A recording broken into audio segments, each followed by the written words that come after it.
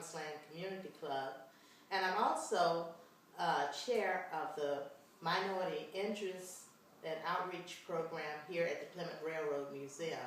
We're inside the Civil Rights Room here at the Clement Railroad Museum today. Here in Dickson County and in the state of Tennessee, in particular Dickson County, it wasn't until 1965, 10 years after Brown versus the Board of Education, that schools were integrated here. In this room that we're in, it's called the Hampton and Civil Rights Room, and you see in the background the photos of the graduates from Hampton High School. Hampton High School became a high school in 1932, and the first graduating class was 1936. So the class of 36 this year, and it goes all the way to the class of 1965. I attended Hampton High School, which was a segregated black high school. Behind me you see the band uniform. In 1959, it was 59 that Hampton High School had its first marching band, and that was an exciting part of the school, was the band. So you see the band uniform. Over here is a little jacket.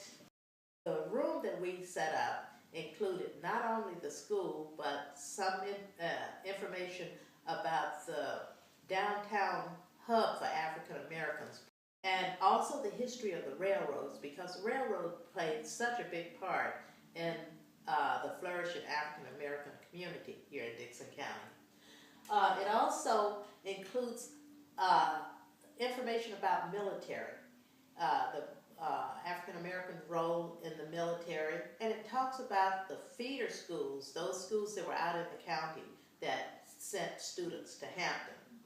And a little bit about the music and the music makers in the African American community, particularly Theo Emerson and the Promised Land Singers, the Dixie Travelers, and other, the Union Choir, which is still around after more than 50 years.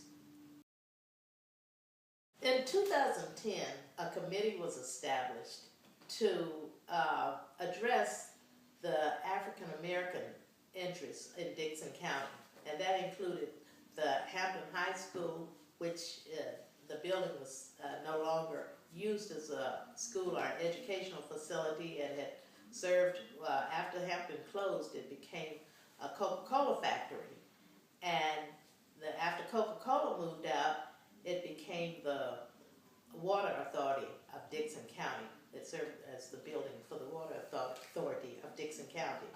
Our goal was to just give some history of Dickson County. In August of 1963 was the bombing of the church in Birmingham, Alabama. Well, this affected us all. For me, I was about 13 years old at the time, and the girls that were bombed in that church, the 3 girls that were killed, they were around my age. So I thought it was the most horrific event to occur, that young people now, children were being killed. September 1963, Labor Day, was the March on Washington. This series, the Created Equal series, celebrates the 50 years since the March on Washington. And it also celebrates 150 years of the Emancipation Proclamation. Now, my view, between the 1863 with the signing of the Emancipation Proclamation and the March on Washington, September 1963, there was a 100-year span. So this is what we are looking at in our Created Equal series of films. The Promised Land Community Club is working in partnership with the Clement Railroad Museum and the Dickson County Public Library with a grant that we received in the fall of 2013. The Promised Land Community Club received a grant from the National Endowment for Humanities, and it's a part of their Bridging Cultures initiative and in partnership with the Gilder Lehrman Institute for American History.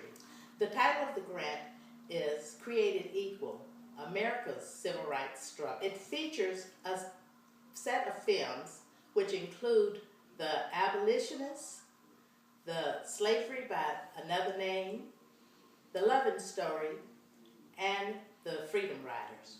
The Freedom Riders film is about a group of volunteers from the North who boarded a bus to come south. The bus was boarded in Washington, D.C., and it was made up of blacks and white students mostly. And their goal was to come to the Deep South to challenge the Jim Crow laws. And these young people faced not only the threat of being jailed, being harassed, being beaten, they faced the threat of death as well. This event happened in the mid-1950s.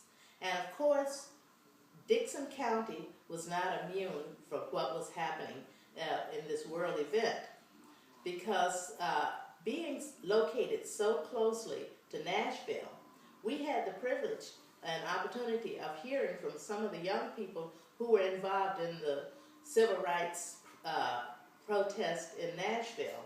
Many of them came from Fisk University, Tennessee State University, and the Baptist Seminary. Those young men who were at the Baptist Seminary quite often traveled with the circuit preachers that came to Dickson County.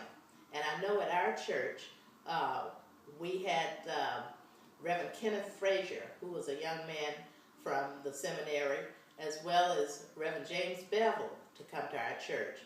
Later, James Bevel became like an associate pastor at the Chestnut Grove Free Will Baptist Church in the north end of Dickson County, in a community, African-American community known as Clement. The films will be shown on Tuesdays and Thursdays throughout the month of February at 12 noon at the Clement Railroad Museum.